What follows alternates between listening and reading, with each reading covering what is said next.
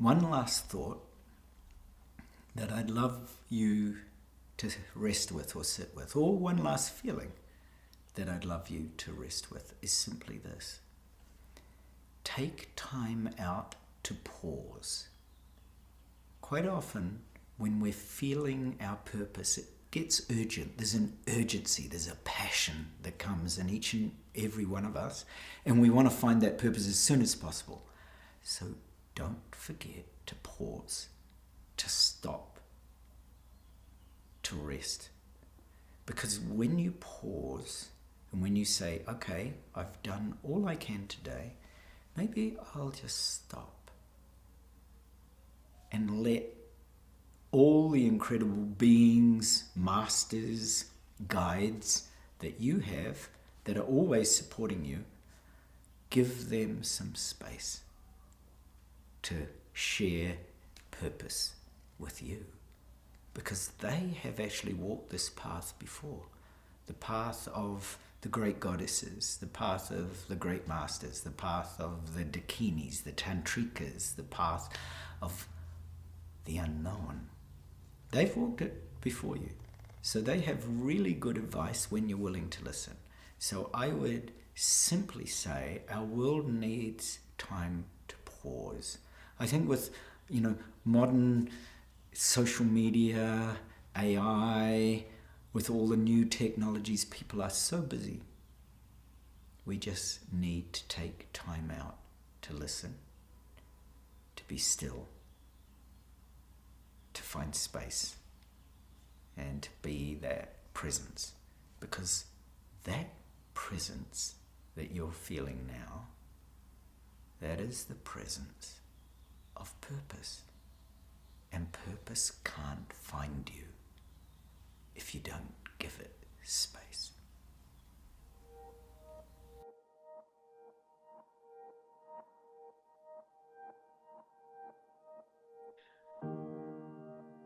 Hi, my name is Zenka Caro. I'm founder of LightNet, and my passion and purpose is to make the impossible possible.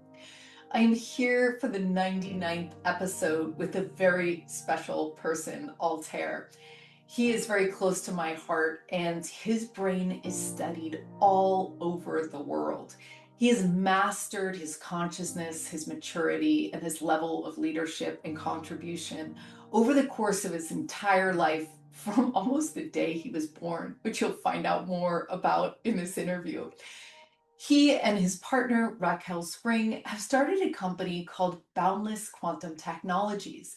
And it's a consciousness institute that is really looking at human evolution and applying what we understand about consciousness so that we can lead with that in the future.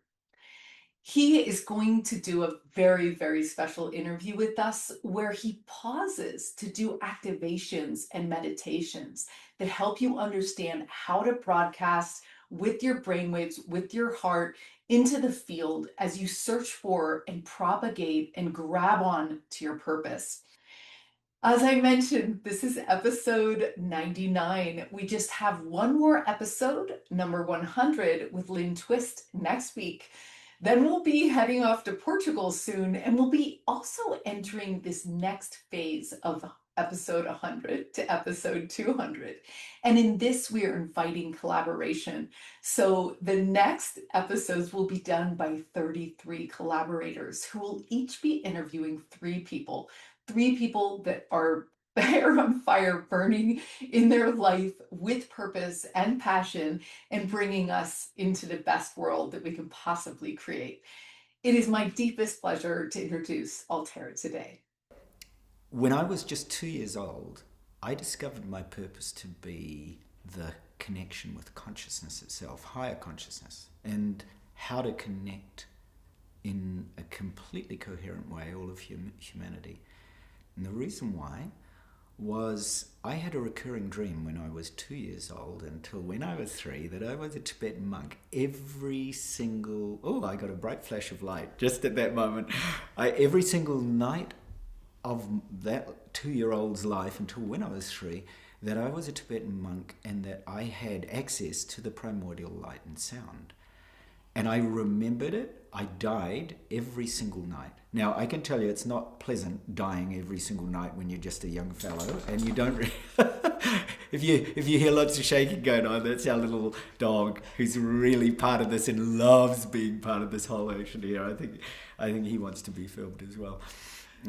So in those very early years, I discovered that what I really wanted to understand was consciousness. How was it possible for a 2-year-old boy to have the experience of an adult Tibetan monk and the memories and the experience of primordial light and sound, and falling into that primordial light and sound as I died? I woke up every night. I can't say it was a pleasant experience. I woke up every single night feeling the dread of going out of body, which is part of also my exploration into consciousness itself. So going out of body and then actually exploring what lay beyond the body, which was that primordial light and sound. In other words, dropping into the void at such an early age. Now, my parents thought I had epilepsy because I was waking up every single night screaming. And so they sent me to every specialist they could find. I did brain tests, eye tests, heart tests, lung tests, blood tests, lymphatic tests, you name it. I was actually prodded and poked, which kind of left some trauma as a little kid, because not only was I dying every night, but I was also poked and prodded by a lot of the medical fraternity and sorority of the time. And they declared there was absolutely nothing wrong with me. So it was the earliest question I had was, how is it possible for a little wee kid to experience this? I experienced it every night, 365 days in a row, nights in a row. And at the end of it, a doctor said, look, maybe he's hot, take all his clothes off, which they did. And that was how the dream stopped. But that memory of this connection of consciousness right across time and space, that there was a link that I was making, according to the Dalai Lama, that I was making with a death as a Tibetan monk in 1959 at Samye Monastery, because I've spoken at length to the Dalai Lama about this and about my dreams and about lucid dreaming and about how much of an impact dreams can have on our life. So my purpose was ignited, you could say, fired up by that initial experience, which led me to believe that our consciousness is a continuum, that it exists. So a number of things. One, that there is a consciousness that is presentient. So the consciousness can actually determine both experiences in the past and experiences in the future, and that they are linked. So that is one of the first, you could say, my purposes to explore, was to understand what is presentience for the human being. We all have access to it. Those of you that are watching this and may feel, oh yeah, I know when the phone rings, it's my mom, or I had this inkling that something was going to happen in some part of the world and then it happened, you'll know exactly what I mean. You all have presentience. So one was that, how is it possible for a little boy to actually gain direct access to a continuum of experience? So that's the first one. So my purpose was to discover and uncover and explore with people such as you, such as everybody watching here, the nature of consciousness and how it can access that presentience, that complete continuum of past, present, and future, where there is no past and present and future. So that was one part of my purpose.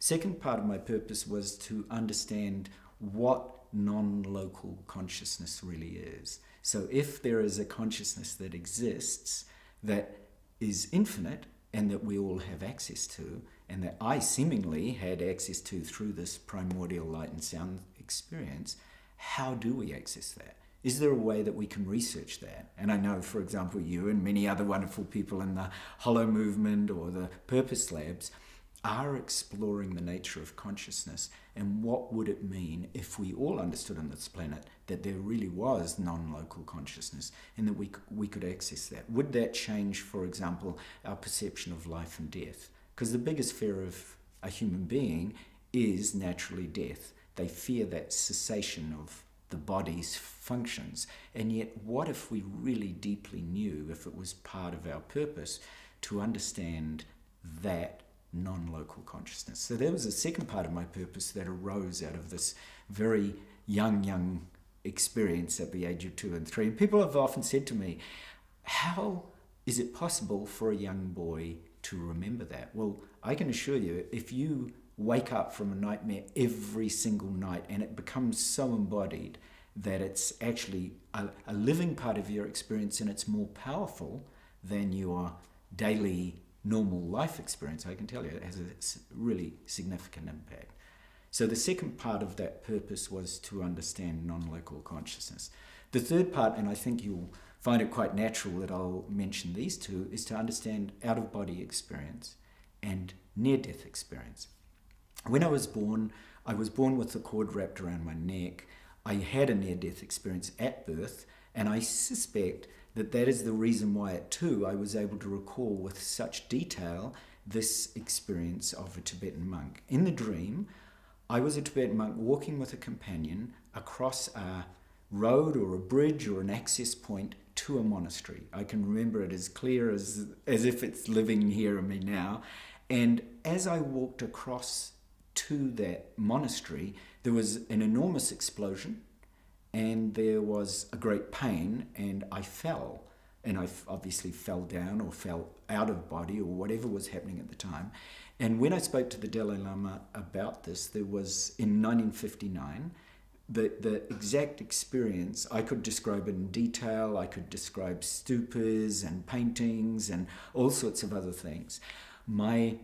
It connects to an experience my mum had when she was just 15 years old. She was in an orchard in Nelson, and she'd been sent there to protect her and the family from World War II and all the problems that could possibly have come to New Zealand.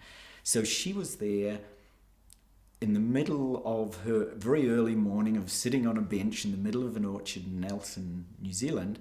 A tohunga, a Maori elder, a woman, came up to her, took her hand and said, "I'd like to tell you about your future." So here's the presentient part, and said to my mum, looked at my mum's hand and said, "You're going to have 4 children, correct?" And remember, my mum was just 15 with no thoughts of having any children. She said, "You're going to have 4 children, correct?" She said, "You'll have 2 boys and then 2 girls, also correct." She said, "Your eldest son will or was a monk, and so he will have," and she started to tell my mum about because I'm the eldest son, about my past life. My mum said she got so scared. Yeah, if you're getting goosebumps, I am too. If you're getting goosebumps listening to this, you'll know that for my mum, this was like, it didn't match with any of her experience. And she screamed, she said, and she ran off, and she didn't know what the woman was going to say, what this tonga was going to say after that. And she never told me about the past life as a monk. She didn't say Tibetan monk, that came through in my dream. But my past life as a monk, Mum said she was scared of telling me when I was very young, when I had those dreams, because she thought I'd probably just run away to a monastery. And in fact, she was right. I did do that. I went and studied at many monasteries from my mid-20s, from my early 20s. So I've studied in monasteries in Japan. My first monasteries I studied at were Zen monasteries in Japan, then Shingon monasteries, and then Thai monasteries and Tibetan monasteries, and so on and so forth. I studied at many of them with just very joyful experiences. So for my mum, this was a terrifying realization or proclamation, really from source, delivered to her through the beautiful voice of an elder, Maori tohunga, when she was just 15. So she only told me about this past life as a monk and about that particular experience just before she passed. So my mum lived to a very tender and very sprightly age of 90, and she was looking after Cambodian refugees. That was her she received the Queen's Medal for her work with Cambodian refugees over many, many years, and I helped her from those very early days. So I had a lot of experience, I guess, with charitable work, and it's certainly something I've continued to this day. So that's the out-of-body and near-death experience. The near-death experience, as I was saying, I do believe that is what enabled me at the age of 2, spontaneously, to suddenly have this recall of this past life, which was so embodied and obviously still within me. And so many of you listening, if you have had a past life, you'll know what I mean when I say it's embodied. You know it. Nobody has to give you confirmation of it. You might get that through psychics, channels, and so on, but you don't need any confirmation other than what your body tells you.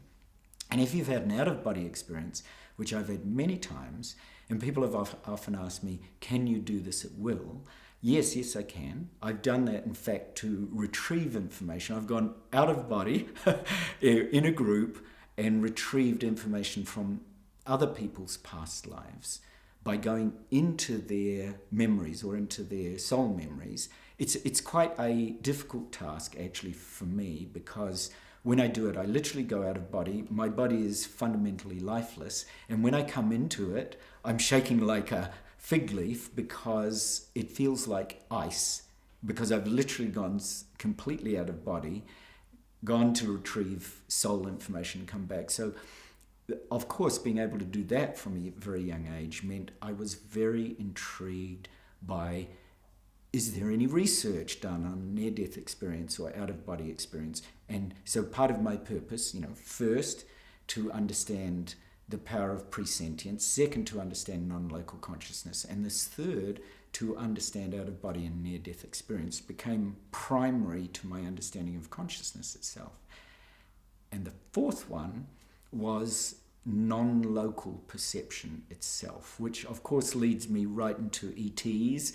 And all of you that are listening that have had a connection with ETs or are ETs or have that historical reference point again embodied, you'll know what I mean when I say non-local perception is a reality for people that understand the nature of consciousness. Now, remote viewing is one part of it that gained a lot of media because of CIA, because of all this work done where they'd use people to locate, seemingly unlocatable objects, planes, spy outfits. There was all of this kind of thing. But the actual reality of remote viewing is it's very real and it is very understandable once you start to research consciousness. So I'll give you an example of how I've worked with remote viewing, because people have asked me to remote view in the past, and it's comparatively simple because, again, it's an embodied experience. The key is embodiment. The new,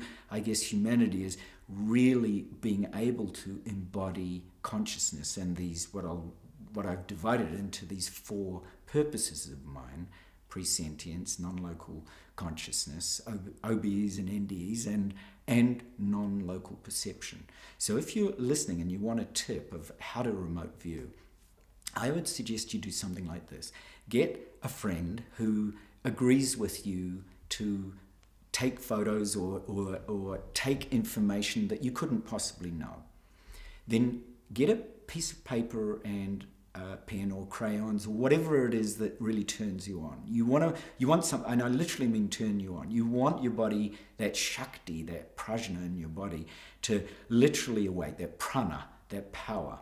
And what I found with remote viewing is that people would ask me, so I did these experiments with all these different people where they'd say, okay, I've got a place, it's a place I've been to, it's with friends. I said, dear, don't describe it. So I said, and I'd start to draw, and exactly like you felt goosebumps as you're watching, or I felt goosebumps as I'm relating this, as I start to draw, it'll just be clear. I started to draw, I'll give you an example.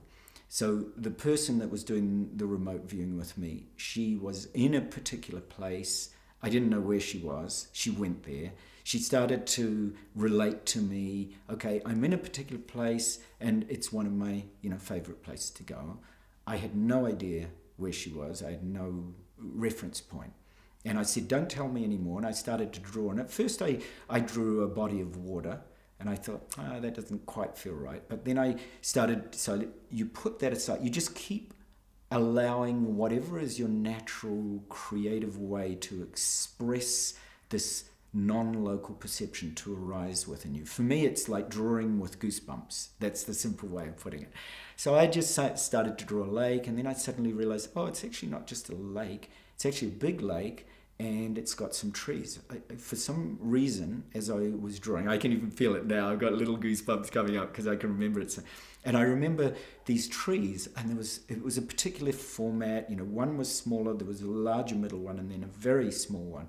And then I realized, oh, I'm actually looking down through those trees, and there's an object, there's an animal that's there. So I started to draw the animal, and then I started to realize, oh, this is a large lake, and it's got a particular configuration of pine trees, exactly like that, and there was a bear or something.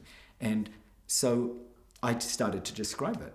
And of course, the person nearly shrieked and leaped out of the tree. She said, how can you possibly do it? She said, I'm looking out my window. There is a lake, it's Lake Louise, and there is one pine tree, and then another taller one, and then a really short one. And she said, there's an animal down eating the scraps out of it. She said, how can you possibly? I said, and you can feel it, right? It's all the goosebumps. So I did the same with random numbers. Like I used to take kids to a museum and just play that. They'd try and guess the random numbers, and then I'd guess like 3 in a row. That they go, how do you do that? And I'd say, and it's the same thing. I just wait. You wait till your body actually gives you that message. Now, so non-local perception is totally that. We are literally the body of the universe. We are literally like neurons in the whole universe. All of us are like parts of a universal mind and heart. So my purpose in this fourth part was to understand how non-local perception really worked, because when I was just 4 years old, so after those dreams of being a Tibetan monk and dying every night, when I was then 4 years old, I just said out of the blue to my mother, please can you find me a Zen teacher and a Japanese tea ceremony teacher? And she said, what for? And I said, I don't know. I just know I've got to learn it. So as I started to learn at the age of 4, the Zen of the traditional nature of Japanese Zen, I found a woman, or my mum found a woman called Keiko, who was just this beautiful soul. She was a true, I'll get little tears if I, when there's somebody really special that you've had in your life that just comes in for a short amount of time.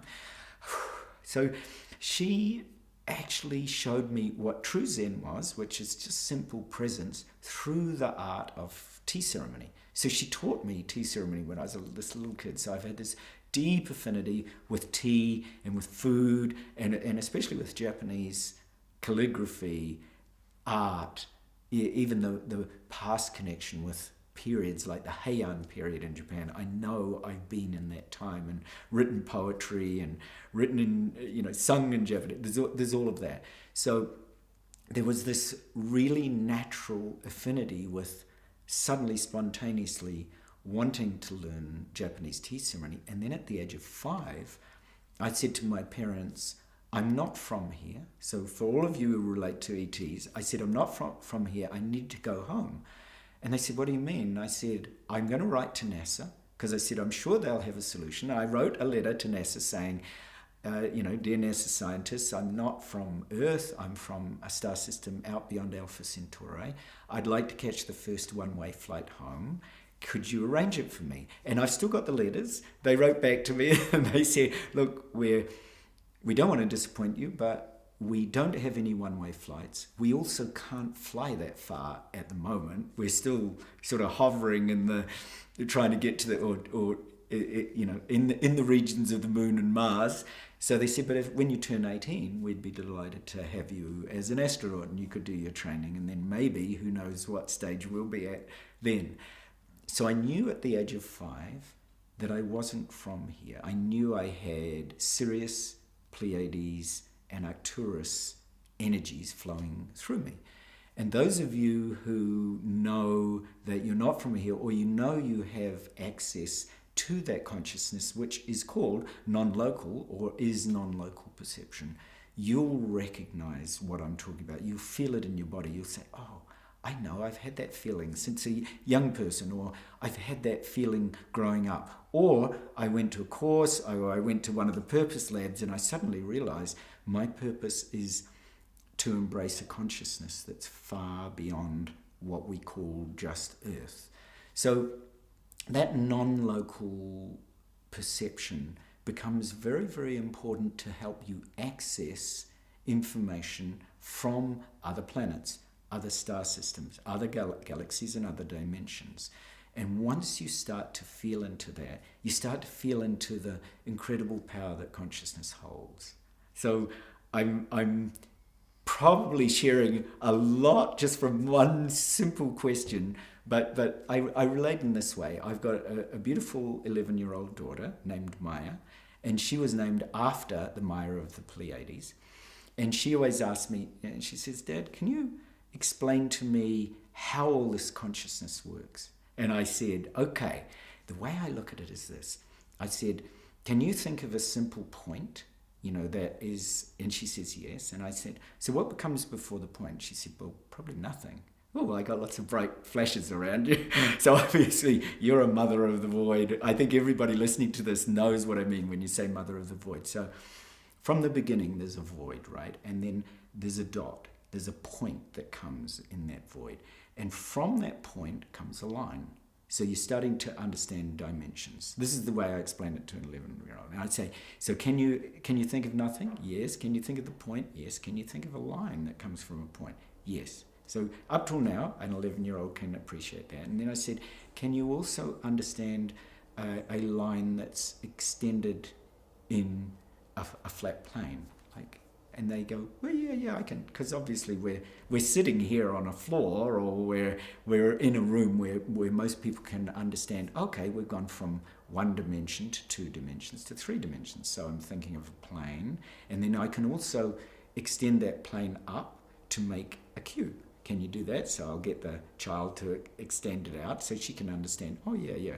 And she'll probably say, I'd rather make a sphere. So here we are in 3 dimensions in whatever shape you want to make. Now, to extend beyond that, I asked my daughter to move the object through space, through time and space. So now you're starting to move into 4 dimensions. So she moves it like this, and again I'm getting goosebumps because I can actually feel the 4th dimension opening up for all of you that are watching and listening. You're starting to feel what I mean, because you're moving your own sphere or cube through unbounded space, right? Now, when you come to the 5th dimension, imagine that you take that opportunity, so this is how I explain it to an 11-year-old, and you take that object, but now you create multiple paths.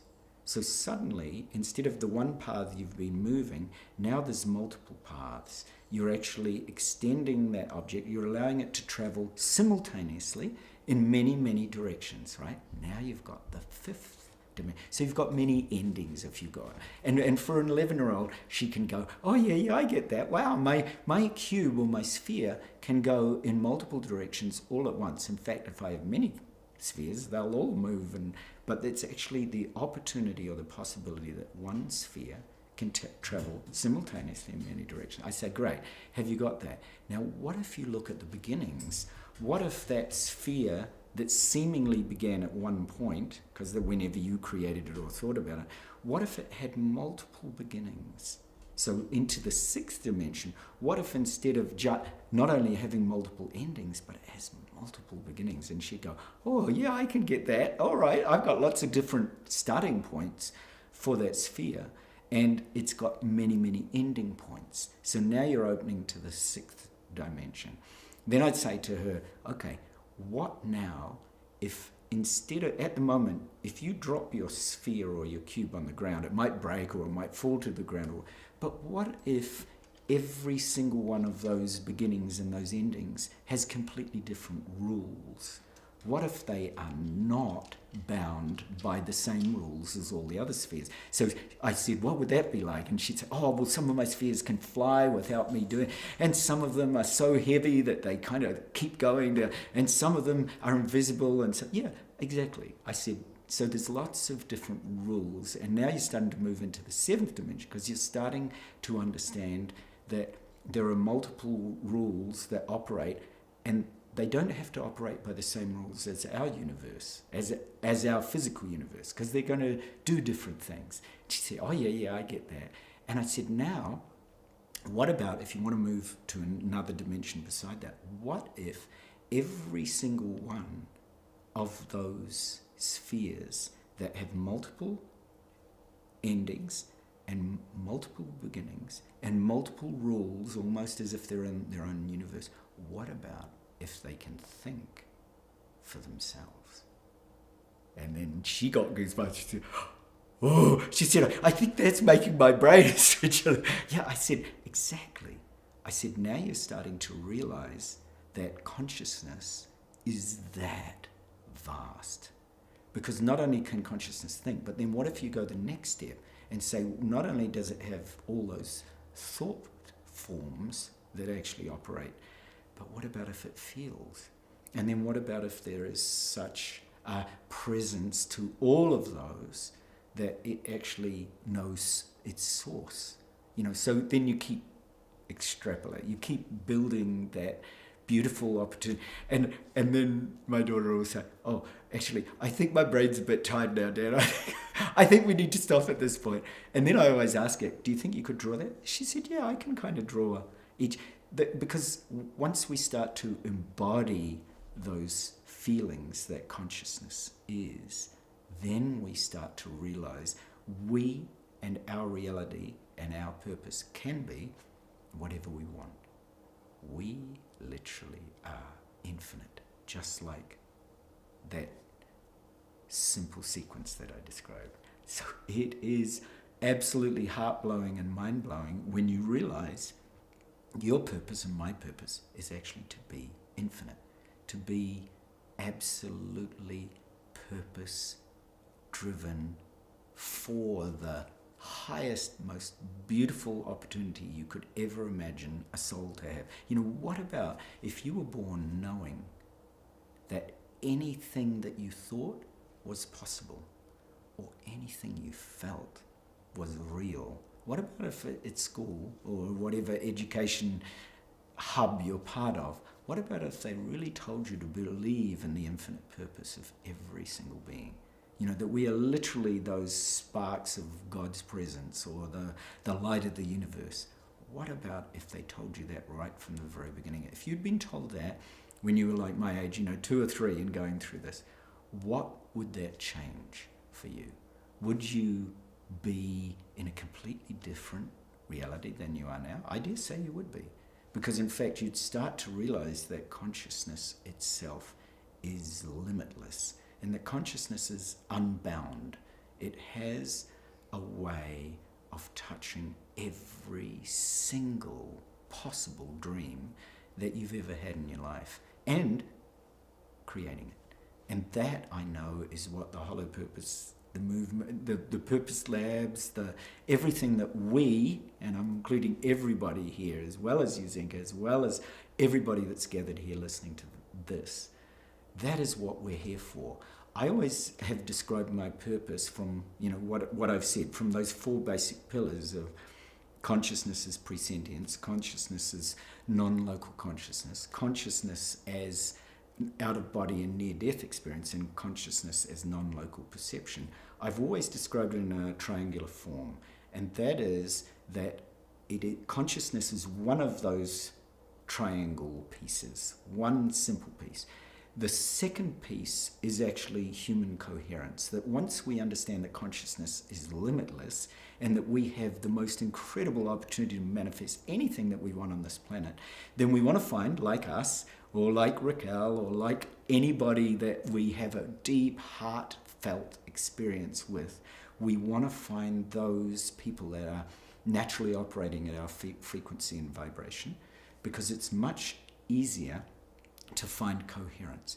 And coherence, once you understand the limitlessness of consciousness, you realize I want to vibrate in exactly the same beautiful containers as everybody who feels the same vibration frequency as me. So consciousness with coherence adds a whole new vibration to this planet. For example, many of those tests and research that has been done, when everybody meditates in a city, the violence in the city actually goes down. And those are very verifiable research data that has been tested again and again. So we don't need that to prove anything beyond the fact that coherence is real. Equally, flip the opposite one. When there is war and there's strife and there's chaos, coherence seems to just be dashed.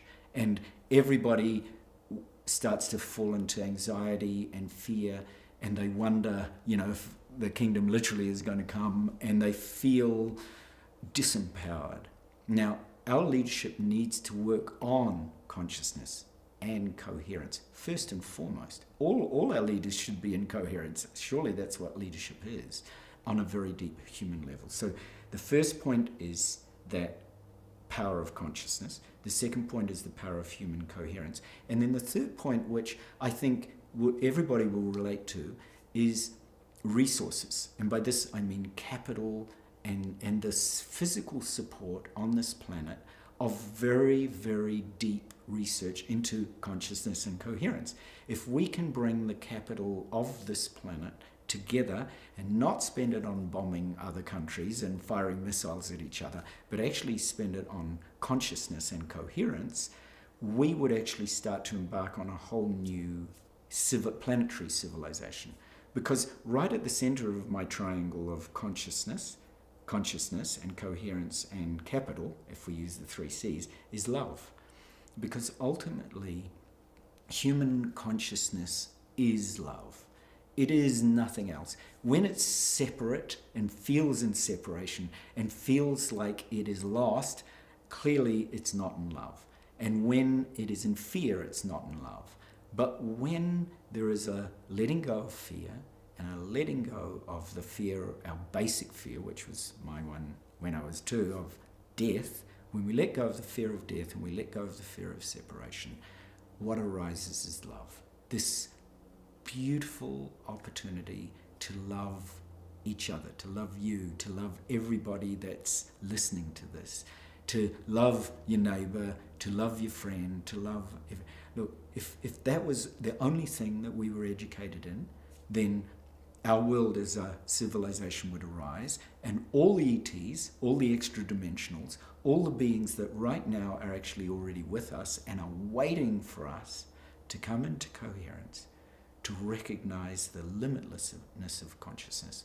They would simply, they'd already be here.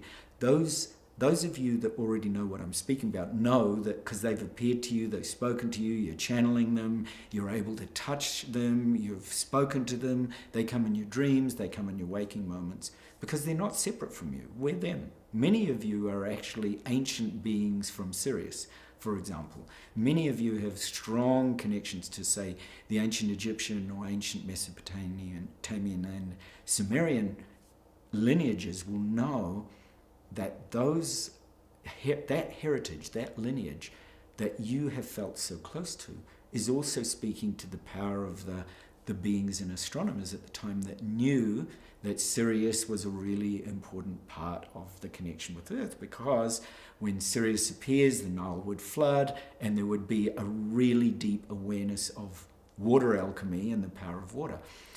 Water and oceans, as far as consciousness occurs, because I've done a lot of research with water throughout my life. I was the assistant, let's call the educational advisor for Dr. Masaru Emoto, the water molecule guy.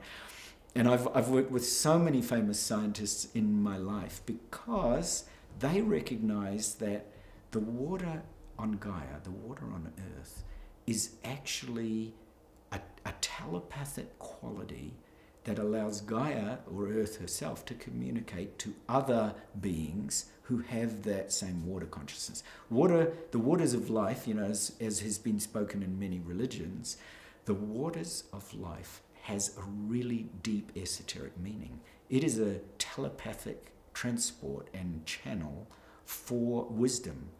If you think Gaia, our earth, is just sitting there not growing wiser through all the crazy things that humanity has done, then think again, because she naturally is communicating to other civilizations, other star beings, other star worlds, letting them know what exactly is happening here in the same way as we do. We have a natural ability for telepathy, telekinesis, teleportation, apport. I know that you have done the same thing. You're able to apport things. So am I. So I've done that in the past. I remember I prayed in front of a statue of Kuan Yin some years ago in front of friends, and a rare deep sea ocean pearl manifested out of the heart of that statue, dropped into my hands. I used it for many years for healing, and then when my mum was about to pass, I left it with her and it vanished. And the curious thing was, when I prayed in front of that statue, not one but two rare deep sea ocean pearls manifested out of that statue. The day that my pearl vanished, I rang the person, a woman, a friend of mine, who had the second one, and she said, I was about to contact you because at this such and such time, at exactly the same time as my mum's pearl disappeared, hers did as well. So the power of manifestation, the power of our ability to be able to touch our purpose through synchronicities like that, synchronicities and signs. The power of synchronicities and signs, I really want to say to everybody listening, keep a diary of those. Actually keep a diary of your dreams, of the synchronicities in your life, of the signs, because they are actually literally alchemy. They are literally magic that you can work with to help manifestation, to help purpose. Some years ago, I ran with a wonderful soul a course called Cosmic Cash, and I did a manifestation process with that group where I showed them how cash literally can manifest at any time. And one of the people on that course, I still remember him, he and his girlfriend said, look, we want to let you know, we're grateful that you let us into the course for free because we don't have a bean in the world and nothing is going to come to us. We don't have jobs. We've got nobody owing us anything. I said, okay, sure. You believe that if you want, but this is what I want you to do. So I got him, and everybody can do this watching this. Go and speak to your future self. Go and spend a few moments every day before you go to sleep at night, before you get up in the morning. Actually just sit down, tune into your future self and say, I need to manifest this or this part. And you need to feel it. You feel it, you see it, you hear it, you smell it. You let all your senses go crazy with feeling that. So I said to him, why don't you just what do you need to manifest? And he said, gosh, he said, I'd even just love a few $100 extra. I said, okay, just do that over the next 2 days. But whatever you do, don't hold on to it. Just do the practice, then let go. Think of nothing. Anyway, you can imagine, within 24 hours, he rang me, he sent this video and he called the group and all. He said, you'll never believe what happened. He said, I had forgotten. He said, just prior to COVID, I booked a flight. And he said the flight was about $400. And he said, I had completely forgotten that I couldn't take it because of COVID, because everything shut down. So I wrote a letter to the airlines and said, can I get a refund? They said, oh no, it's COVID, we're trying to do, but we'll get in touch. Would you believe that exact weekend, the airlines got in touch and refunded his money? And this is years later. This was like 3 years after COVID, 3 years after the beginning of COVID. So it was just one of those fabulous moments where you realize the infinite potential of the human being is actually real. If you want to focus on your reality and say, no, that doesn't happen, well, of course, the very no, that doesn't happen is what you're creating. Once you start to realize that, in Japanese, there's a word called kotodama. And kotodama means the power, the magic of the power of words. Every single word you utter has an alchemical or magical power. So if you're going to say something to yourself like, I don't believe this, or this is nonsense, or try and switch everything to what you do want to believe or you do want to have happen in your life. and everything will shift. Because it's your consciousness. Your consciousness is limitless. It has the power to touch anything and everything that you've ever dreamed of. So that part is really, really crucial. The other thing I was going to mention is I had the beauty of doing another fantastic course some years later called Contact, and that was with Zenka Caro.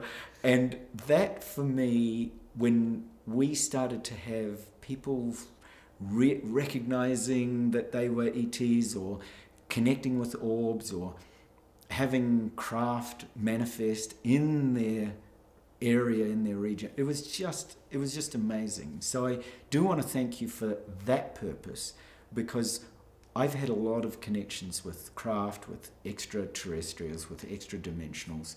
That was very natural for me. But the key, as I said, once you recognize that consciousness, you want to be able to create coherence. You want to create a coherence of love. So if your passion is ETs, then create a group. Look after this planet by bringing that coherence, bringing those groups together. If you're short of funds, then get together with people who are going to help you to fund something that you've got a fantastic idea for, because they are out there. You've just got to reach out.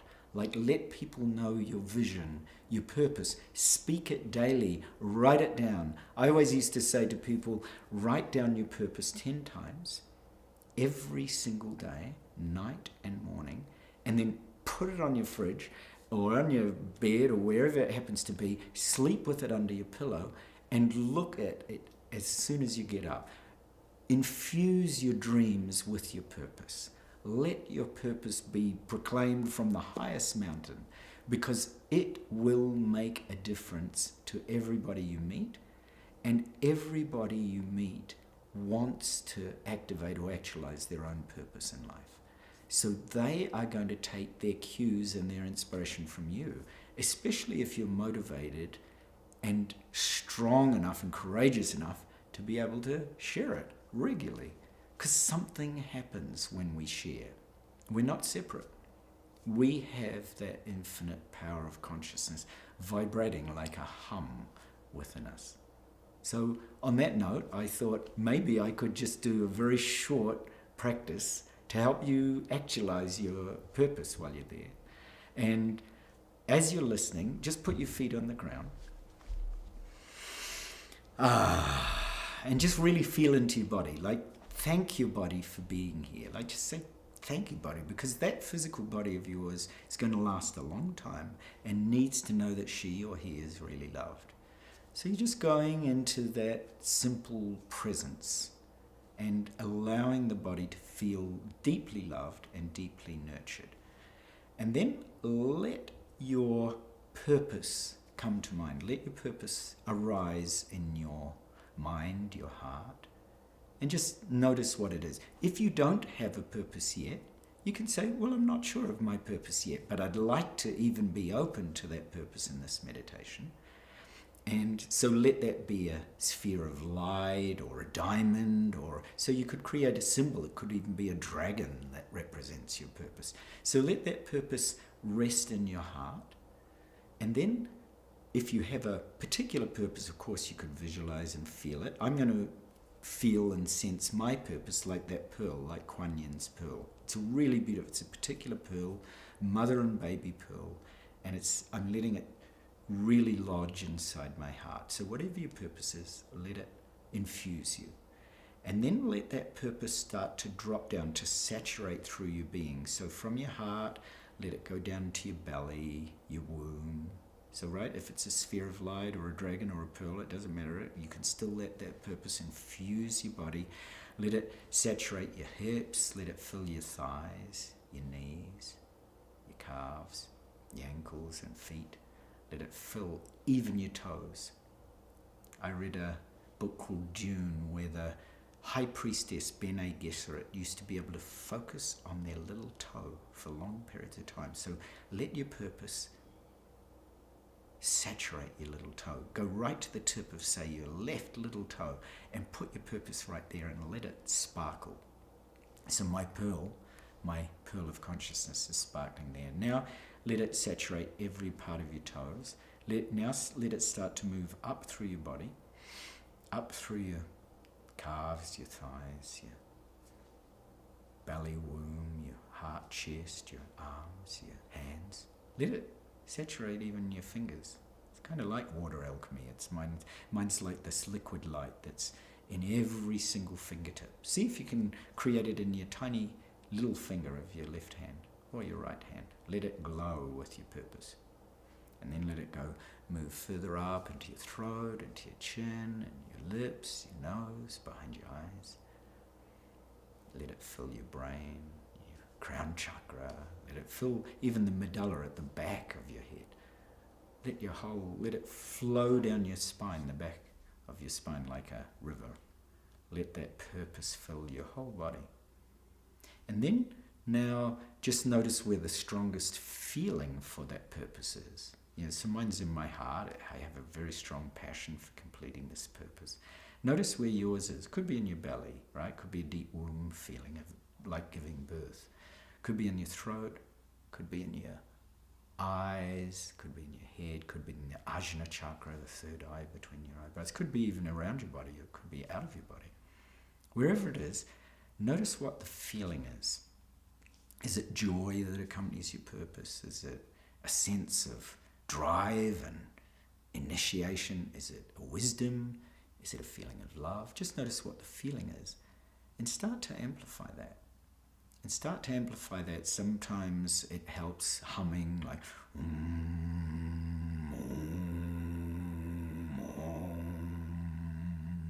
Sometimes it is perfect to be in stillness and feel that purpose start to flood every cell of your body, as if trillions of cells now become trillions of purposes repeated over and over again, filling you. And then let that purpose flow up your body and in and behind your eyes, and see if you can make your purpose glow. See if you can make the purpose flow out into the room. See if you can let it flow out into the space, into the sounds, beyond your house, into the universe, into the stars and planets, and beyond. And just sit in the stillness and the silence.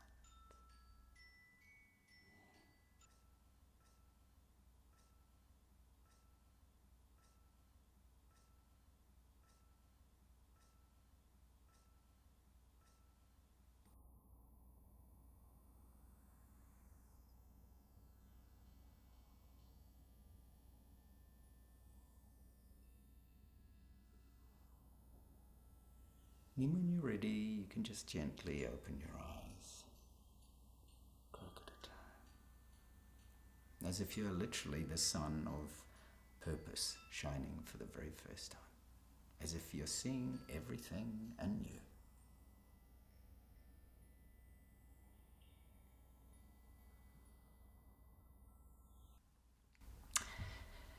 The reason that people don't find their purpose is a really simple sense of feeling incomplete. There are very few people statistically that know their purpose, and there are very few people that actually carry their purpose out to its fullness. And that simply comes from a really basic existential feeling that this physical body has and accompanies us with, and that is that I'm separate from all of you listening, and that I'm even separate from you doing this interview with me. There is a feeling in the body from birth, or when we come out, that very first initial moment, that in some way we're not complete. We look for our mother's breast, we look for companionship our whole life, we look for love. So there is a direct connection between not finding our purpose and our ability to love. If we look at most of the major religions on the planet, they are concerned with two major things. One is death and life beyond death, which I'm going to call non-local consciousness, and the ability to know through love or through connection that consciousness is a continuum, that it keeps, perpetuates. It does not cease to exist at some point or another when the body ceases its functions. That is one of the biggest research areas to do with near-death experience. What happens at the point of death? So the question of death and the fear of death strikes everybody at some point or another. And equally, the power of love, the power of us to love no matter what. It is, I think it pushes every single person on this planet. When we see destruction and chaos, our heart goes out to the mums, to the sons and daughters, to the babies, to the hospitals that are destroyed, to schools that are bombed, all of that kind of thing. Because deep down we know, and we all have that struggle with being separate. Now, when we're separate, we're incomplete. And by the pure nature of incompleteness, when we're incomplete, we don't feel full. We don't feel love in its fullness, and we don't feel purpose. There is a very, very strong, completely coherent connection between love and purpose. One doesn't follow without the other. And love is just recognizing your common connection with every single person on the planet. And that is very, very, very difficult. Oh, I remember an experience that I'll relate to why purpose can be so difficult. Some years ago, I ran a company in New Zealand, and I came into my company headquarters and I'd always meet my secretary first thing in the morning. She'd always get me a coffee or a tea. And at that time, on that particular morning, there was a man standing with a knife at her throat. And he simply said, "I'm going to kill her, get out." And all I could think at that moment was, "Take me." Oh, I'll cry little tears over this because it was such, if you're getting goosebumps feeling this, I just said, "Take me." I couldn't think of anything else to say. So he did, he shoved her away and grabbed me and held this knife right here on my throat. So, and it relates to purpose, as you're going to see, because I've got to make sure I don't cry too much from this. So I said to him, "If you're going to take my life, at least give me the chance to fulfill your destiny or purpose. You must," it's got to be more tears. "You must have a purpose." And he looked at me as if I'd sort of asked him a completely, unrelated question, but something he could suddenly, it must have flickered something. He said, "Listen," he said, "I've got to let you know, I am going to kill you. I'm on drugs. I couldn't care less about this world." But he said, "When I was a young man," and he might have been, in his late 40s, early 50s. He said, "When I was a young man, the only thing I wanted to do was to be a professional pianist." And he said, "I was a fantastic piano player, but," he said, "I went to my first audition and they told me that I was too tall or that there was something wrong with my technique."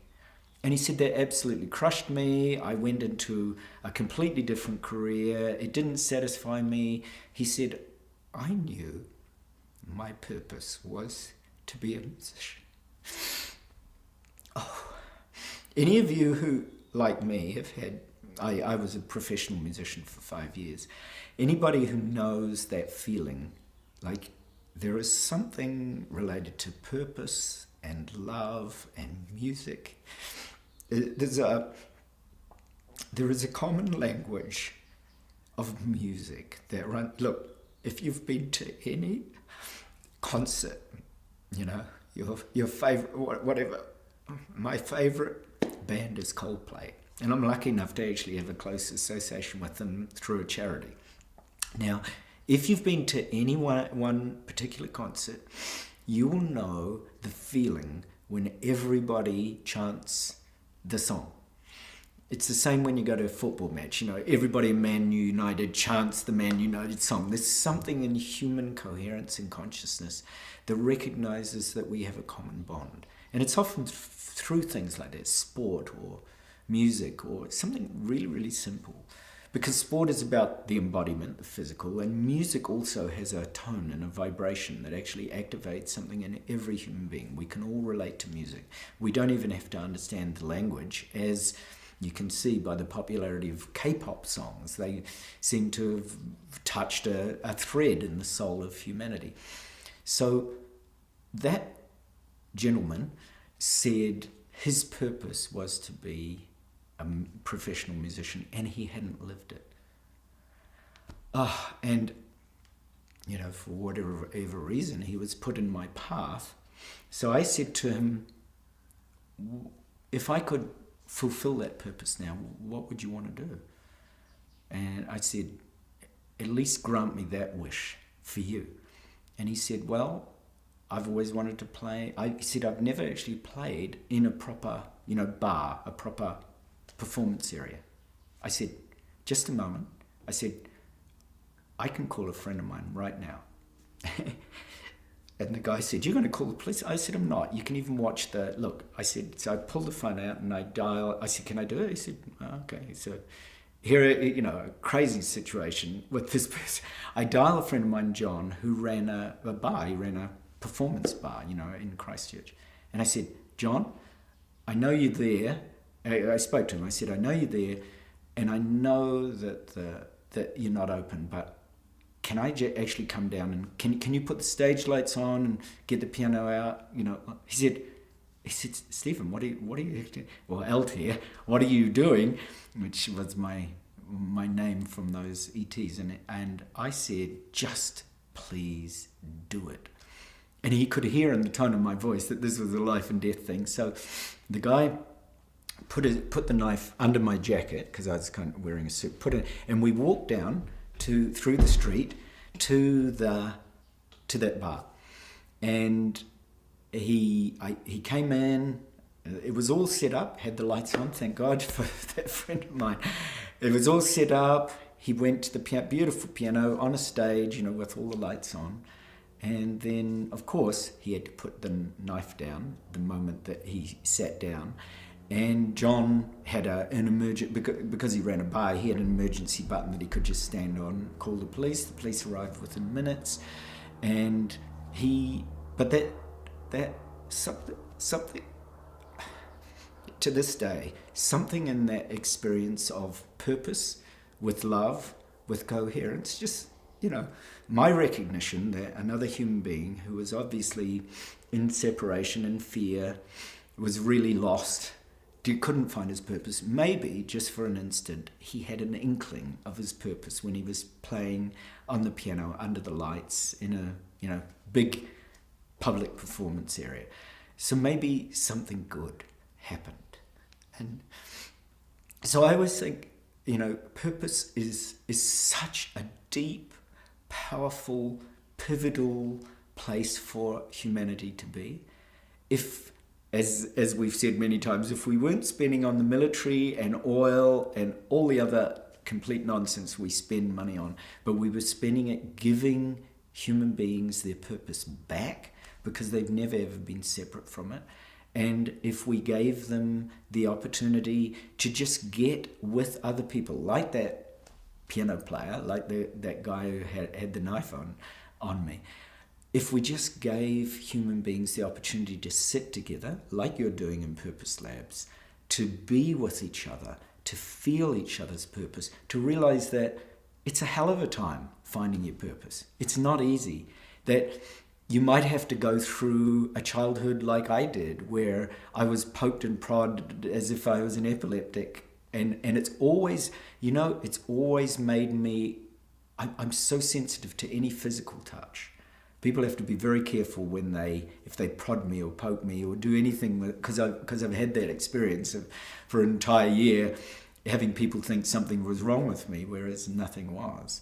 So that, if you have to go through that, being poked and prodded and misunderstood in order to find your purpose, all I can say is at the end of the day, it was worth it.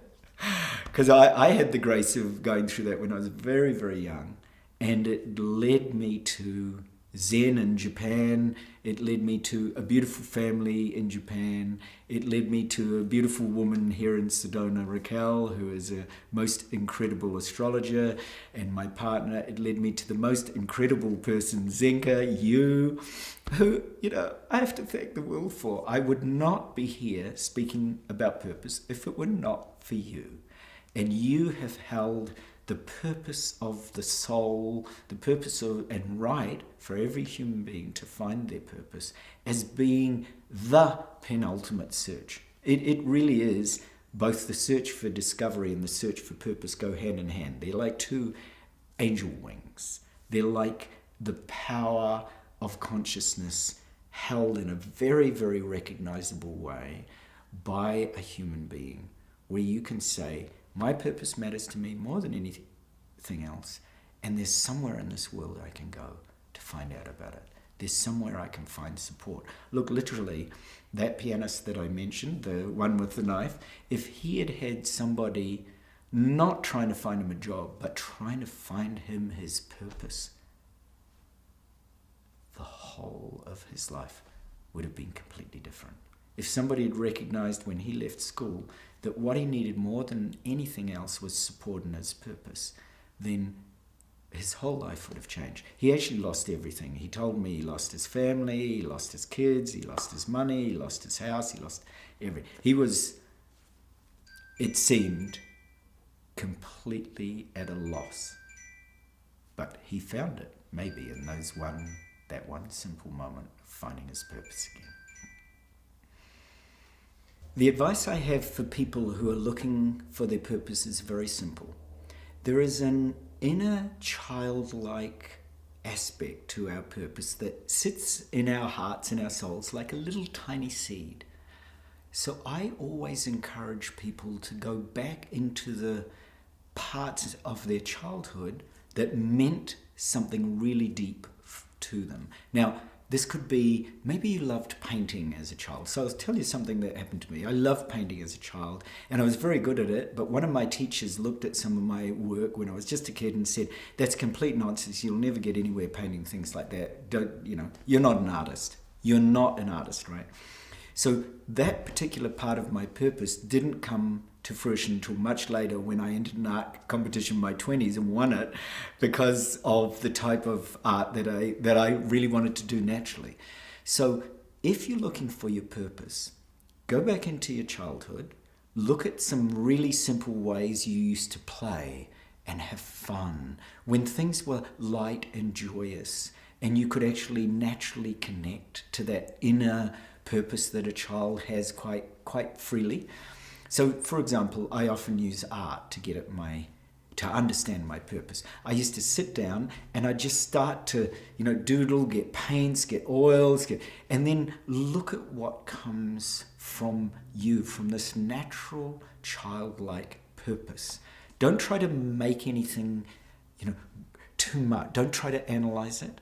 Just simply stay in your heart and work with, say, crayons. Write down little words. As you're working with crayons or paints, if a little word comes out, so you might be doing that, and suddenly a word like turtle comes out. So just write down turtle and think, oh, I wonder how that's related to my purpose. And then something out, and then Egypt, ancient Egypt. Oh, I wonder how that's related to my purpose. And then you might do something else, and something really strange. A friend of mine said this happened to her the other day. Well, she's in her 20s, and she said, I know what you always say about purpose. And she said, I've always thought I was a creative soul, and suddenly this word accountant came out in the middle of everything. She said, I've got to talk to Altair because he'll know just what that means. And I said, look, maybe, she said, I'm thinking of starting to be an accountant to look after creative artists.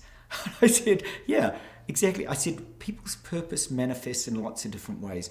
It's like what I was speaking about, the many paths that come from one particular creation. you might find, like my dad said to me, it was actually a good piece of advice. I really wanted to be a professional musician, and Dad said, now, one thing you would need to do is go to university, study business, but sure, do it in the management of artists. But then at least you'll have a backup plan. It's such a typical, way of looking at it. He could have said, no, go straight into the music industry, and but anyway, there's lots of spontaneous ways that things will arise to support you in your purpose, especially when you touch that inner child part of yourself. That is a real piece of magic. So I'll give you just a simple practice you can do.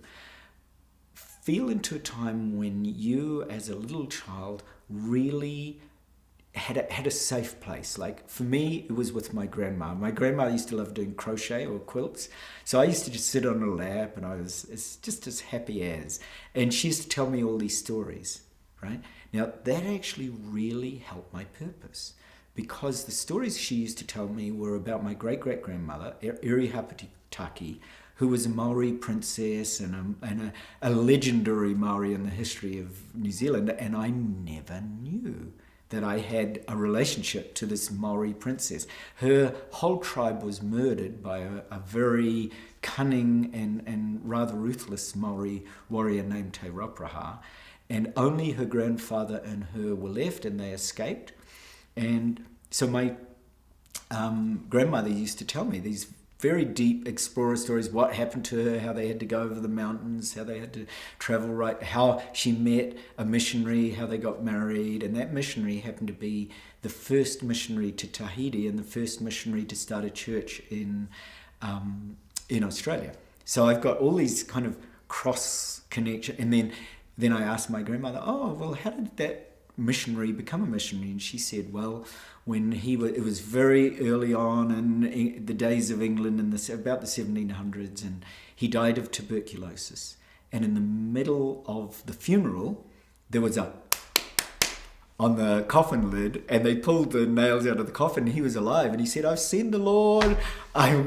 So, near-death experience, right? You can see my grandmother telling me all these stories when I was relating them to, near-death experience, out of body, the chance to travel the world, exploration, adventure, all of this, and lineage, all of that. So really experiment with that inner child. So go to a place where you felt really safe as a child. And quite often people say to me, oh, I didn't really feel safe. Then choose another time. Choose a time in nature, choose a time with a best friend, choose a time in teenage years or even adult years where you actually, just a moment where you felt safe. And people often just say, oh, it's the first day when I, went to study something that I really wanted to study. I said, great, just go with that. Then feel where that part is in you, and reach out to that part, like joining hands with that inner child, and just say to that inner child, what do you want me to know? If that little boy or girl inside you could speak to you about their true inner purpose, what would they want you to know? What would they need? So my little boy said, I really wanted to know about the stars. I wanted to study the stars. And hence, Raquel and I, with this incredible opportunity to connect to the stars together, it's like a star-crossed relationship, right? You kind of link through the stars. So that power of that little child is going to speak to you and say, oh, well, actually, I really wanted to get some art and paint, or I wanted to pick up a guitar and play some music, or I wanted to write a drama play, or I wanted to start something like my 11-year-old daughter. She said, oh, I really want to start a manga studio and I want to sell them from my front yard. So there's lots of things in our childhood that spoke to us that we really were able to feel into that limitless space of consciousness. So that inner child, that little child inside you, is speaking to you all the time. And quite often she or he goes unnoticed. Quite often you're so busy with your job or your relationship or other things that you've got underway, is that you forget to pay attention to her. So I always ask people to spend time with their little child, their little boy, their little girl, or their teenage boy or girl, or even in some cases their adult man or woman that has not been seen, that has not been heard. You want to listen. And then you want to say to them, you're not alone. Actually reach out to that little part of you, or that younger part, and say, you're not alone. And then notice when you say that, when they really feel safe, because you asked me the question, and I responded with this feeling of, why do people not find their purpose? It's really simple. They don't feel safe. It's the same thing with relationships. Men often say, the only way I'm going to feel safe is if I'm free, right? They don't want to be tied down. And women say, look, I want to feel safe when I have all the resources. I need a home. I need a place of security. I'm going to bring up a family. I need to feel safe in a different way. Now, if we don't understand each other's safety, we'll never find that true divine connection that males and females, men and women, are already able to do. Whether it's a woman and a woman, a man and a man, a man and a woman, a woman and a man, it doesn't matter. But you need to feel safe. You need to feel it. Now, so it's the same with purpose. When we don't feel safe, that's why so few of us actually find our purpose. Because we simply don't feel safe. Somewhere, a father, a mother, a friend, a teacher, a work colleague has said, you're not up to it. You don't measure up. You're not enough. So that part of you, whenever it was, that part of you that doesn't feel enough has to trust that it's safe enough to be with that purpose. Because there's all sorts of ways that lack of safety comes in our society. You know, oh, you're only good enough for doing this, so I'm going to pay you, $10,000 a month for doing this, but I'm not paying you that for doing this. I'm only going to pay you $1,000 a month for doing that, or $500, or whatever it is. So quite often economies are brought in and make you feel really unsafe, because you feel, oh my goodness, if I go down this dream that I've got, nobody's going to pay me anything. In fact, they're probably going to try and take money from me. But if I go down this other route, I'm going to be able to earn all the money I want, and then I'll be able to live my purpose, which of course it doesn't happen, because you've suddenly bought into the fear, and that is that in some way you're not good enough.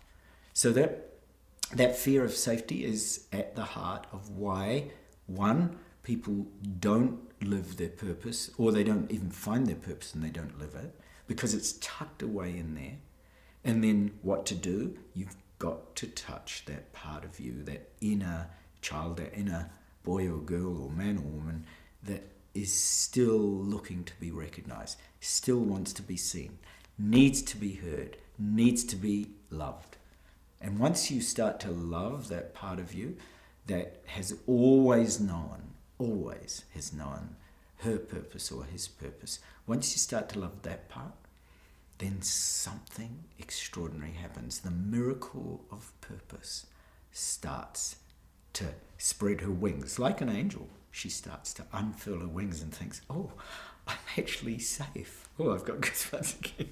I'm actually safe to show my wings, because nobody's going to cut me down, say I'm terrible at what I'm doing, try to make out that I'm hopeless or not good enough, or that I'm a fraud, right? There's all of these areas of fear and that feeling unsafe that human beings are prone to right throughout their life. I've often spoken to people and found that prior to birth, the pre-womb experience, so you come down from this beautiful seed of creation, the heavens themselves, and you come into a womb where your mum's just plain frightened. She doesn't know it's the first child, or she doesn't know how to deal with it, or she's in a toxic relationship, or she's having difficulties, or your father's having difficulties and projects that on his partner, on the mum,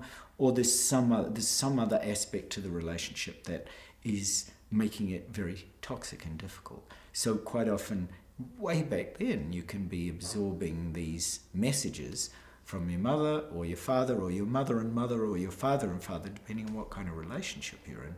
you're absorbing those messages, and they're all about lack or not being good enough or not feeling safe. Just even that simple feeling of being unsafe. That's why, all the money that we spend on our world, if it could be spent in terms of helping people find their purpose and helping mums help their unborn kids or prior to birth children, if mothers and fathers, or fathers and fathers and mothers could actually know that the purpose of this great universe is coming through this birth, that would change everything. Would change everything about the way we thought about life.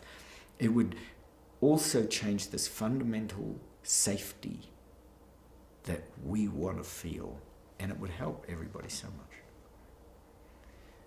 That core wound, of the belief, the belief that says I'm not enough, or that I am less than what I deserve, that core belief, as I spoke to a scientist about one day, if you go back into that moment when that core belief arose, so you go back just prior and you seed that core belief with its opposite or the power of your purpose. Just simply, so let's say, I'll give you an example of where I helped a son and his dad. So the dad was very wealthy, and the son expected he was going to inherit a large amount of money. However, the father didn't like what the son wanted to go into consciousness, and so the father simply counted him out of the will, and the son held this deep grudge that the father had blocked his purpose. So the son came to me years later and said, look, I'm blocked, I've never been able to fulfill my purpose. I have a wound, and that wound is so deep that it's blocked me my whole life. And I said, when did that wound happen? And he said, it was when my father counted me out of his will. And I said, well, go back even further. When's the earliest time you can remember that your father actually blocked you, even in the smallest way? And he thought for a moment, he said, there was a time when I was very little, and he said it was the time when I was supposed to apply for a primary or an elementary school, and I was supposed to do these exams and achieve well, and I didn't. And my father got really mad and exploded at me that I hadn't been able to enter the school that he'd wanted because of my abilities. And then I went to still a very good school, but it wasn't the one that lived up to my father's expectations. I said, that's the moment. So I said, where's the moment before that? I said, do you have a moment where your father actually genuinely showed you some love? And he said, I can't find it, no. And this will be the common case of many of you listening. You might say, I just can't find that moment when, for example, my dad loved me. And I said, okay, so what about if you go back before that time, when your father told you that he was so displeased with you? And where is the moment that you actually felt you had a purpose? He said, well, actually, I really wanted to go to the school that my father had sorted out for me. So he said, there was that moment. That mightn't have been my father's love, but it was a way that I wanted to. I said, great. If you go to that moment, and I said, if you simply forgive your father at that particular moment for everything that came afterwards. Oh, I can feel it too.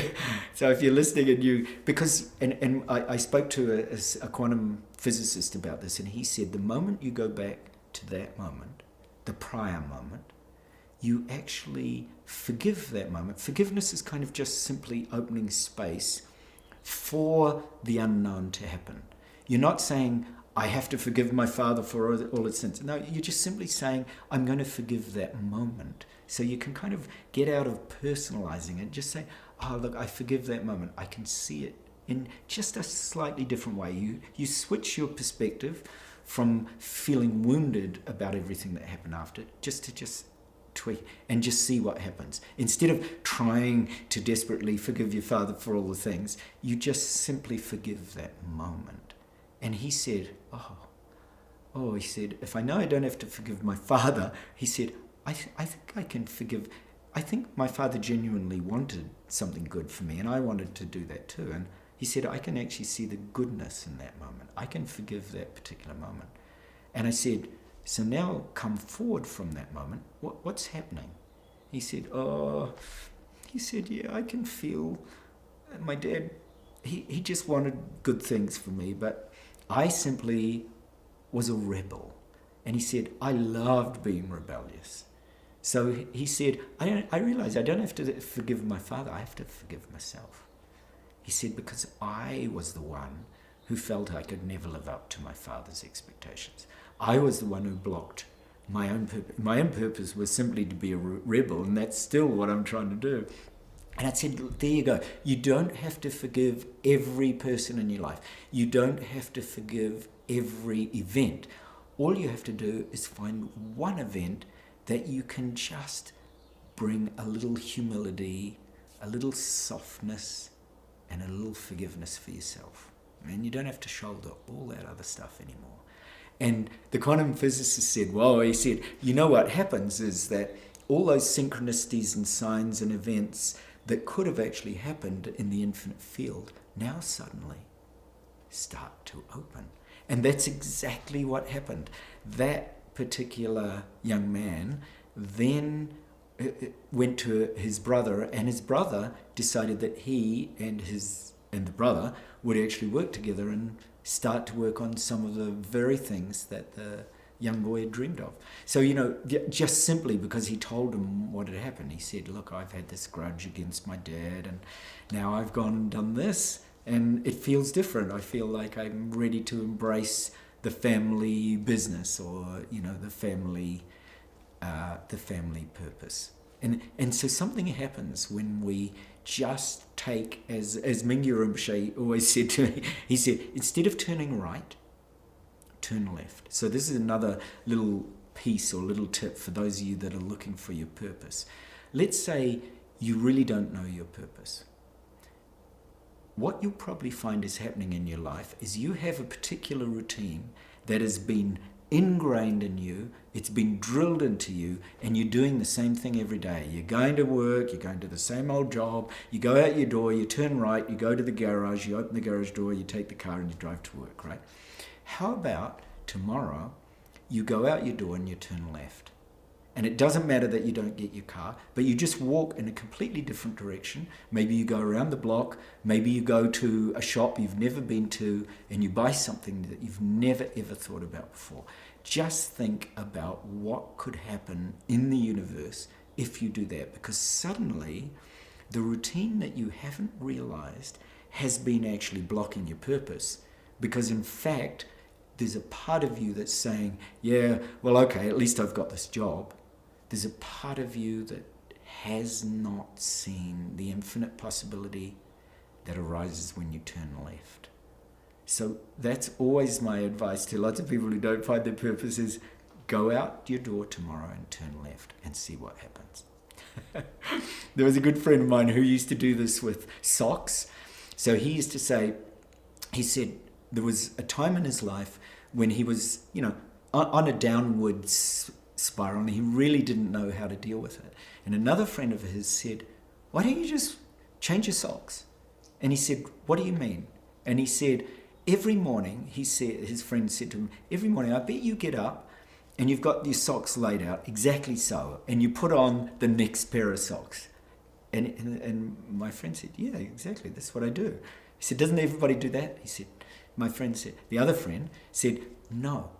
What about you if you, tonight, you go to your socks drawer and you mismatch them?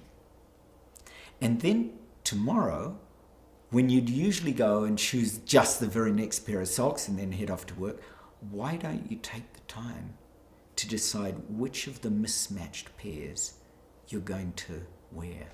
Now, my friend said that the idea came for him, for this massive business, which he grew and which is very famous, came from that sock. that one morning he was literally taking the time, because usually he'd rush in, pick the socks, but he had to stop and he had to choose which mismatched sock. And suddenly, as he was just reaching for the mismatched sock, his purpose, his real purpose, suddenly flooded his heart. And that was simply because he had chosen to turn left. Instead of doing the obvious, which you, in your own way, and it's a very, very realistic way that affects all of us, instead of recognizing the routines that you've got are actually hampering your individuality, your purpose, your spontaneity, and your freedom, he suddenly realized he needed to turn left. And that's a very simple help to everybody who wants to find their purpose. Mismatch your socks, turn left, and do something incredibly spontaneous and different and see what happens. The biggest struggle I had in living my purpose has always been finding the people and the resources to support that purpose.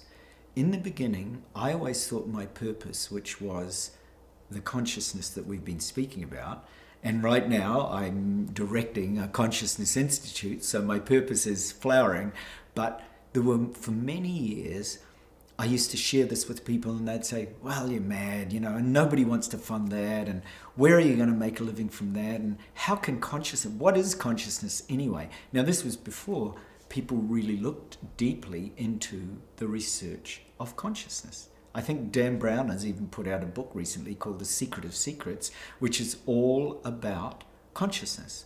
In fact, there's a Netflix series about to be made on consciousness based on the book, which has just come out now. In fact, I'll tell you a really fun story about that and about the way that purpose can just show up and the way you can deal with this in terms of the way you might struggle. So like I said, people and resources were always my biggest struggle for many years, because for a while I talked to people about ETs way before ETs became even fashionable to talk about, and people would say, hey, don't speak about that, they'd say. I even went for a job and they said, hey, I hear that you speak on ETs. Can you actually not mention that around here? And then I found out much later that by talking to people very quietly, that around about 40% of everybody that was part of that staff were totally into ETs. But that was, like a warning. No, don't speak about that. That's not only is it fringe, but it's dangerous. People are going to be led to believe really strange things if you start to talk to them about that. And especially because I know it's not a belief, it's a knowing. So in terms of that struggle, people and resources. So I was always looking for, the right person and the right resource.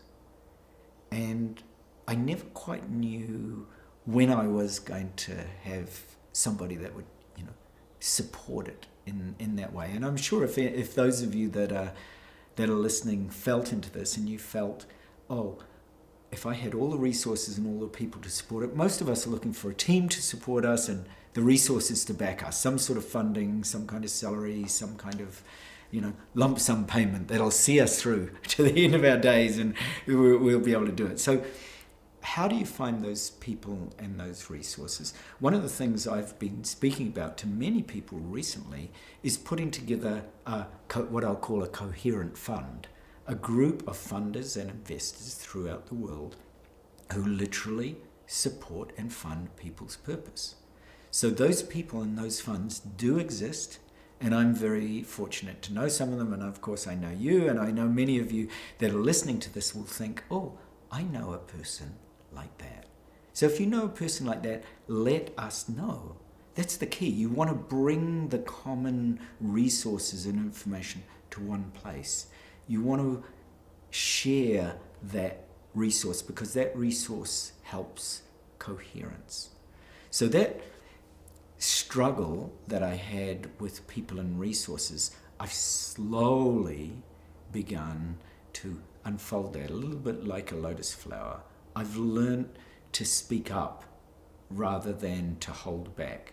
When I'm in a group, and this is something that I've done for many years, I ask people, what is your purpose? What's your dream? I was in a financial investment group the other day, and I said, if I were your genie and you had 3 wishes, what would you wish? And everybody stopped. They went, well, that's a serious question.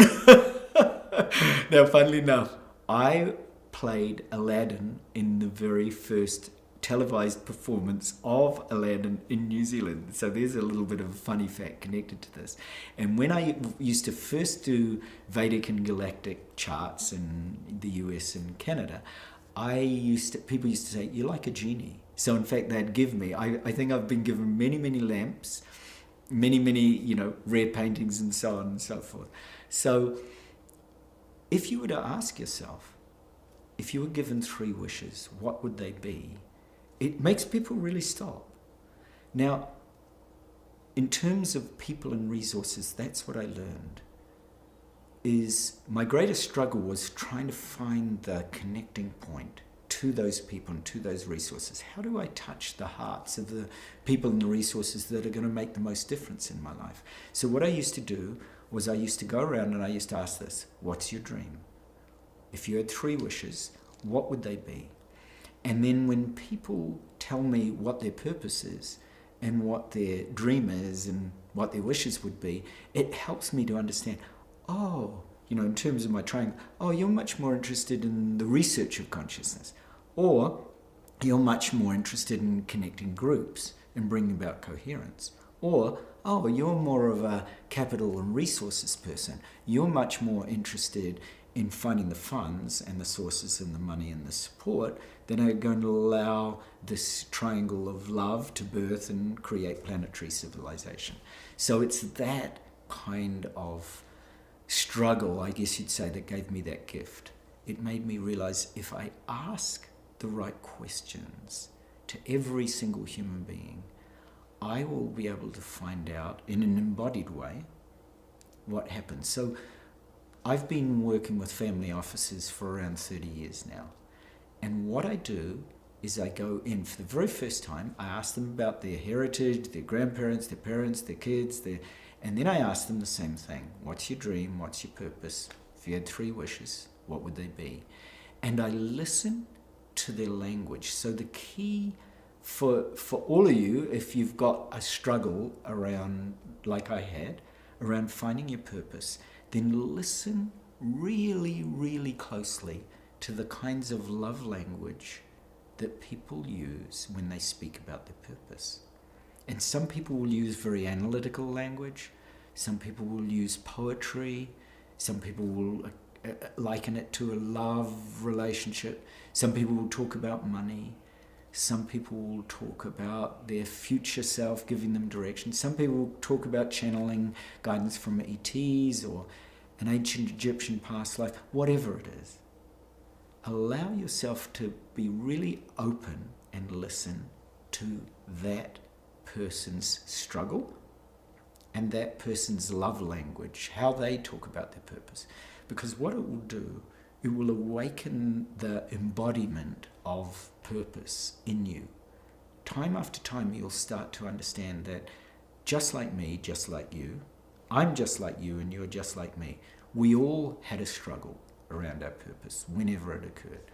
We all had a lot of mud and deep jungle paths to wade through and cesspools to smell and feel like this isn't our purpose and all the rest of it. There's all that dirty, yucky stuff that you have to work your way through because you're growing to know a different side of the universe through yourself. And that's why people's love language and the nature of the purpose and the nature of their struggle become so important.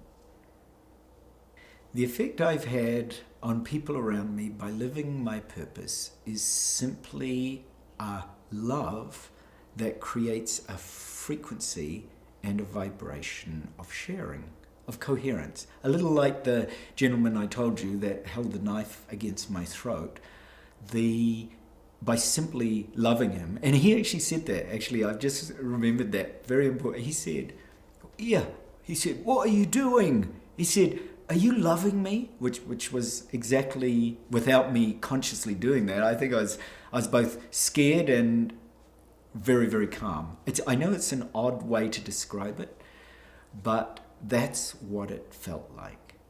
Is that really, really deeply we're able to help people by loving them. So that would be the effect I'm hoping that I've had on people, is that they genuinely feel, like I was talking about the inner child, they genuinely feel, and like that guy with the knife, that in some way there's just a little bit more love in their life than there was before. I think that's the most beautiful thing we can do for any human being, any animal, any plant. There's some wonderful research out about plants that within around a 10 to 20 kilometer radius of your plant, that when you come within that radius of your plant, the plant you've been looking after, that home plant will pick up your frequency. Now, that is mind-blowing research. It's something that some of my research center founders have shared with me. They said it's just so mind-blowing. So that if I can have that effect on everybody, and that is that within a 10 or 20 kilometer radius, if we all knew that we were all coming to support and love and care for each other, I think I would have done my part. And I hope that is the effect that I've had on people. And certainly in some of those situations, like I've had these beautiful connections, for example, with snakes. I've had that ability to speak to snakes since I was very young. And I remember I was walking in Japan one day, and I walked through a field with a group of people, and a white snake, came across the path. And everybody got a bit scared, and for a reason I'll share. And I went up to the snake. She was a female, and I knelt down and I spoke to her. And then she stopped. She didn't continue on. She stopped. She turned. She came right up to within, this much of my face, and just, it was so telepathic. It was so beautiful. And then she turned and went on her way. And it's happened many times. And the villagers came up to me and said to me, "What were you doing?" I said, "Well, I was speaking to the snake. She needed directions." And they said, "But there are no white snakes in this area." And they had been living in that area for 40, 50, 60 years. And they said, "We've never seen a snake. We saw there was one there with you, but that snake, there's only one part of Japan where they live, and they don't live." Now, obviously, it could have been an albino, or it could have been whatever that snake was. But it was a very pure frequency. And I've had that many times with snakes, with dolphins. I was down at a beach with some friends after I called one of the starcraft in those amazing experiences in New Zealand in the early 1990s, where we actually called a starcraft that was witnessed, that was shared on television, on the radio. There were lots of newspaper reports. The US flew aircraft out to do research. They closed off the village for a week. It was just fun. It was a big event. And after that event, I went to a beach with friends, and they said, "Oh, so you can call starcraft." And I said, "I've never said I called anything. I said we have a natural coherence, or a natural ability to communicate with anything. So we don't call them, but we naturally feel them, and they're always part of our field. They're not separate from it." And they made a joke and said, "Call some dolphins. Why don't you call the dolphins?" So I sat down on the beach, and I still remember I felt that same thing in my body, an ocean, literally, with dolphins. And right at that moment, my friends started yelling, and a pod of around 300 dolphins swam across the horizon. 3 of the dolphins split off from that group, swam directly into where I was. It was a wild ocean beach. I ripped off my clothes. I said, "My friends, are you coming in?" They said, "It's too dangerous." I said, No, we'll be looked after." None of them were game enough to try, but I'm a good swimmer, so I like being in the surf. So I dived in. Those dolphins swam around me for 20 minutes and communicated the same way as the plants of 20 kilometers. That's what I think actually realistically was happening. I just simply extended my field to the starcraft, or to the dolphins, or to the snake, or to the hummingbirds, and then they pick up the field and they naturally say, yeah, we're here, we feel that field too. How come you humans don't get how big your field is and how much influence you have and how important that purpose is? Because that purpose is related to the field that you share. So when you're truly in congruence with your field or your purpose, when you vibrate, your field expands. And when the field expands, beings are going to pick up on your field because it's a field of coherence and it's a field of purpose. You know, the cultivation of pure love is a real art and a gift. So I'll share something that I've worked again with a number of people around the world on this cultivation of love and the expansion of your field. So I'll give you a purpose-driven example.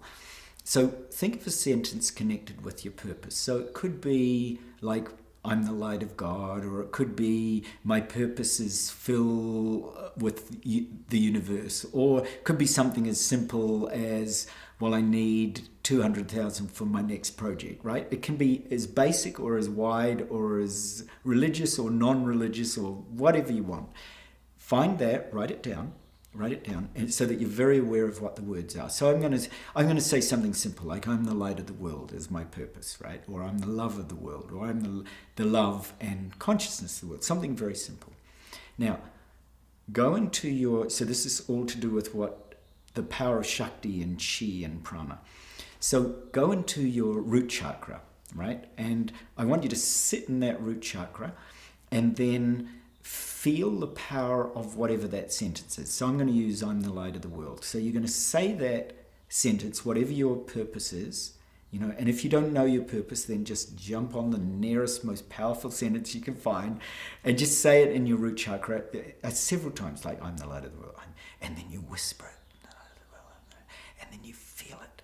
Now, as you feel it, imagine, I'm going to call it the Holy Spirit, but you can call it what you want. Imagine the universal force of the Divine Mother coming behind you like a massive field of love and flowing through that central power that's right there in your root chakra, and then flows all the way out in front of you as far as you can imagine and curves out in a torus field. So you create a torus field around you, like a horizontal torus field, and it comes all the way back, and then it grounds itself or herself in that root center. So you're feeling the power of I'm the light of the world, or I'm the love of the world, or I'm the power of this manifestation of the 200,000 I need for the funds, or whatever it happens to be, or I've got perfect health, or I am living my purpose. Anything that really grounds that.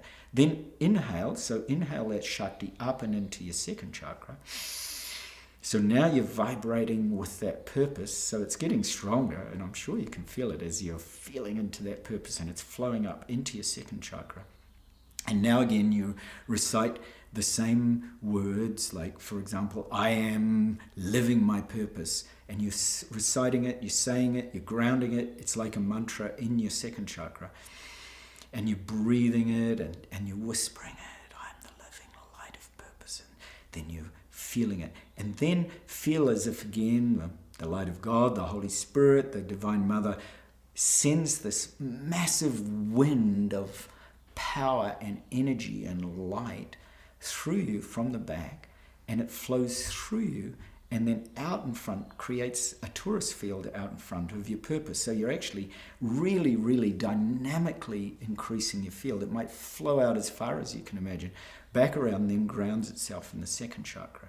And then you do the same thing. You do the same thing in the navel center. So you're breathing the energy up to the navel center. You're grounding your purpose with that affirmation.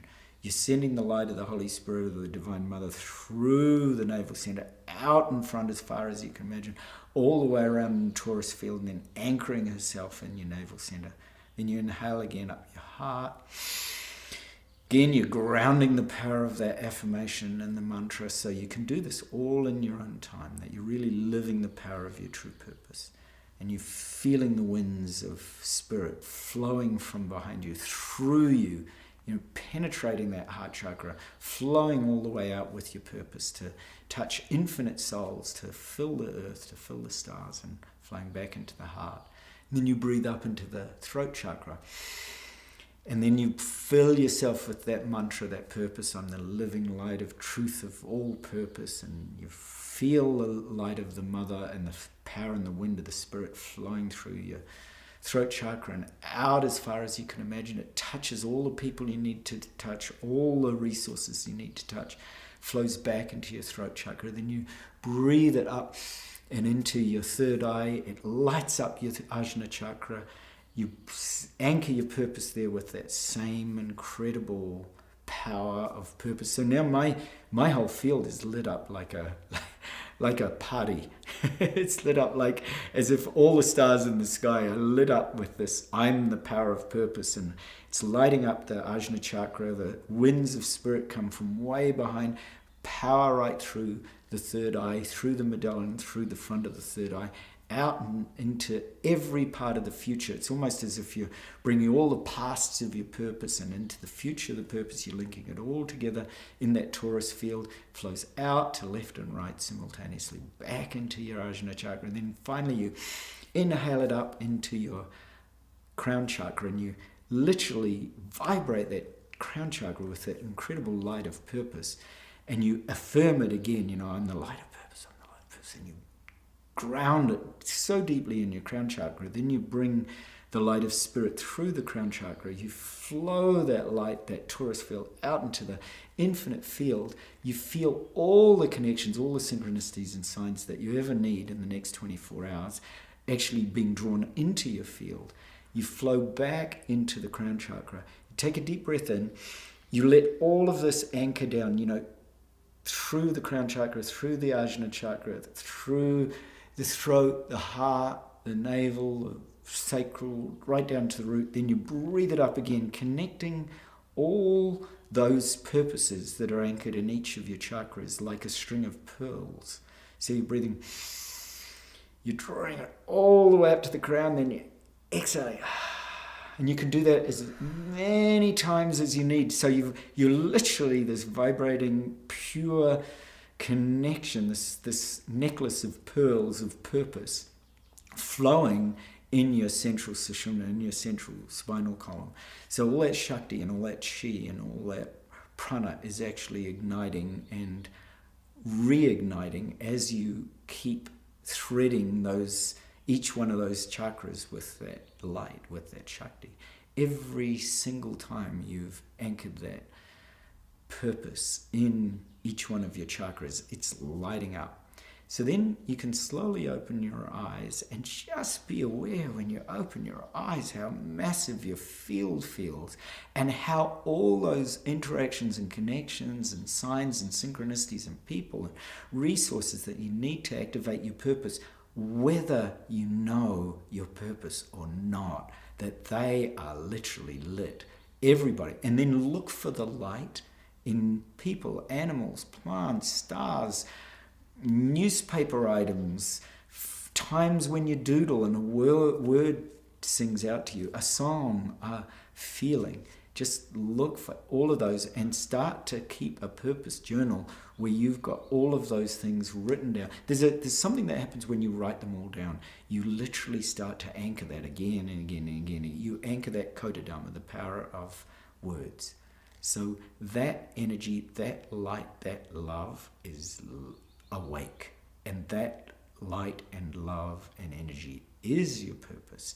And you are simply manifesting it in lots of different forms through all the different perspectives we hold. You're literally like a neuron in the brain of God or in the heart of God. You are literally a heartbeat, and you're a pulse and a spark in the universe, and you have your own purpose to share. So go and do that, and go and be that. So if the majority of people were living their purpose, I would feel everyone a little like a diamond. As if when I came into your presence, I suddenly realized and resonated with exactly why you were here. I would feel like complete. I would feel safe.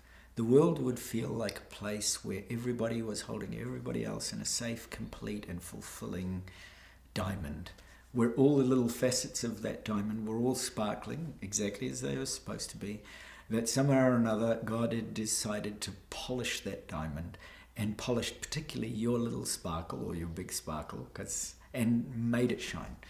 And you would feel as if it's like that coherence. The research shows that there's a certain number of people we need to all be feeling the same resonance, to all be resonating, whatever that is, whether you're singing the same note or all resonating with your purpose. We only need a certain number. There's been many numbers shared, like the 144,000 or whatever number it is. I would say, I love that passage of Christ that always said, where two or three are gathered in my name, there I'll be. Oh, that speaks to purpose. You only need to find two or three. And then, like the Dalai Lama told me, when I first met the Dalai Lama, I was a very young man and I had sponsored his trip or his tour to New Zealand. And as a result of that, I was given a private audience with him. And he sat down and he said to me, so tell me, what would you like to know? And I said, I just simply want to know how to embody Kuan Yin or Avalokiteshvara. And he said, oh, that's simple. He said, there's 4 things you need to do. He said, first of all, study everything you can about that. Second of all, embody that teaching. Third of all, become. You need to become Kuan Yin because you can. And then the fourth one is teach it. Teach 10 to teach 10 to teach 10 to teach 10. So it's the same with purpose. Because you're listening to this, you are already poised to know your purpose, to be that 5 or 10% and actually turn that 5 or 10% that know and follow their purpose into 20% and 50% and then eventually 100%. Because all that it requires is for you to do exactly what the Dalai Lama said. First of all, study purpose. Go and find an institute or a hollow purpose lab or the purpose labs. Go and find somebody who's dedicated to bringing purpose into the world and study it with them. Then second of all, embody. Whatever you find out, embody it. Embody the language, embody the feelings, embody the smells, embody the sense of what it's like to be somebody who at least is on the path of their purpose, even if you don't know it. Just simply embrace the possibility. And then, once you embody it, then become it. You'll find, once you embrace the possibility that you can embody your purpose, you only have to seek the possibility. You don't have to have all the answers. You just have to say, it's possible for me. It's possible because there are people out there for whom purpose matters. And then, once you've got that, then go and share that. Go and share that. Find just 2 or 3 people who share a common purpose, or who even share the importance of purpose. That's all you need. That alone would change our world. Because if every person like you, like me, goes and finds 2 others, it's a very short exponential equation that one finds another, and those 2 find 2 more, and those 4 find, and so on and so forth. That's all you need to do. Just keep that in mind. Let people know that purpose matters, and that purpose is actually the container we need on this planet to find our answers to consciousness, to find our answers to how we can all live together in harmony, and to find the answers to how we're going to bring all our resources together to find love and to grow this planetary civilization to its absolute fullest, most wonderful expression of itself. Because ultimately, we are not separate. Whenever a war happens, we're that war. We feel with it. Whenever something wonderful happens and a birth happens in our family, we're that birth.